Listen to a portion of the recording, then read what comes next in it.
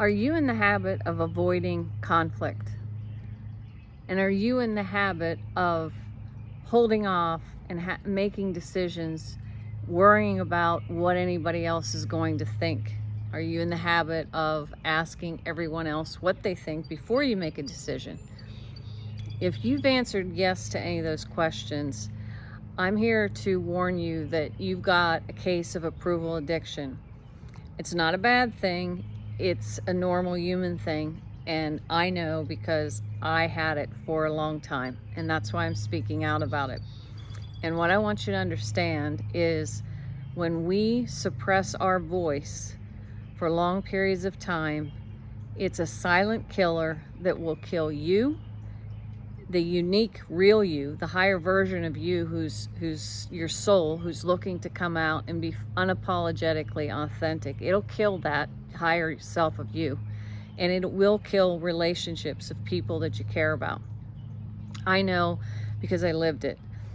The first time that I became aware of this was when I was 40, because I had been living a show, worrying about getting daddy's approval, mommy's, attention, being loved by the, people around me. I was always trying to get attention, to say, look, I'm here, but not getting attention through achievements and never fully expressing the way I felt and feeling confident about being able to say what I wanted to say, because I suffered from approval addiction.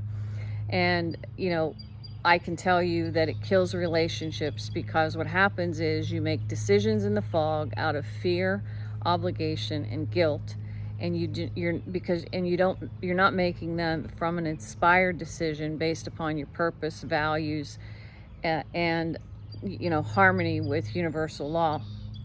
And when you do that and you're making those decisions in the fog, you are killing your confidence, and you kill the trust with other people because you'll tell them things you want to hear.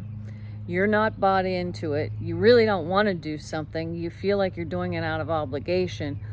And then, you'll say, well, you start making excuses of why you didn't do what you said you were going to do. And basically you erode your honor with the integrity of your word to yourself and to the others that you really care about. So what is the answer if that's you? And if you've been maybe on a hamster wheel, you've been playing an act, and you're freaking exhausted like I was at 40, what's the way out? What's the answer? The answer is that you're being called to elevate your spiritual communication assets, and you're being called to step into your courage, and you're being called to awaken to your purpose, because if you understand what your purpose is, you no longer need external validation. And external validation, when we believe we have to get validated from something outside of ourselves, means we haven't awakened to our purpose yet. And it's a lie. It's a devil's lie. What do they call it? The devil's den or whatever. I mean, it's one of his tricks that he'll use to oppress you, is when you get caught up in the worldly things and worrying about what other people think is going on. So the two things that need to take place for you to be free is to step into the truth, number one, that you're created by your Creator with a purpose, with a specific divine purpose. You have a special combination of strengths that have been given to you that only you can do in your unique way. And when you awaken to your purpose, you realize that you have an assignment to serve God's people here, and only you can fulfill it. And when you step into that, you get access to your courage, and you understand that it's never been about anybody other than between you and your Creator, what you're doing for your purpose. And you're able to say no to people, when it's their dream, not yours.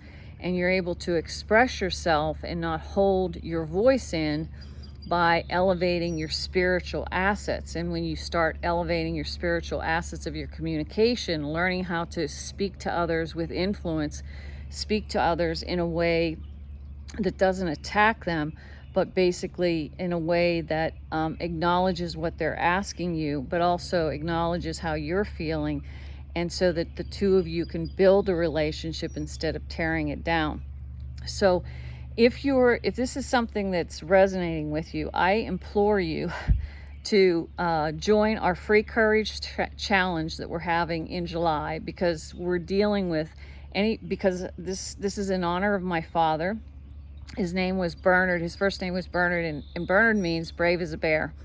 And I'm challenging you to join us in July for the July Courage Challenge if you have had or suffered from approval addiction, because I promise you, it will awaken you to things that you didn't know about yourself. And when you start stepping into your courage and your power, your life is going to start to change, and you will start to awaken into your purpose. I know I did. So just remember my warning. If you do not cure yourself from this approval addiction, and you continue to avoid conflict and hold your voice in, it will kill you, and it will kill your relationships.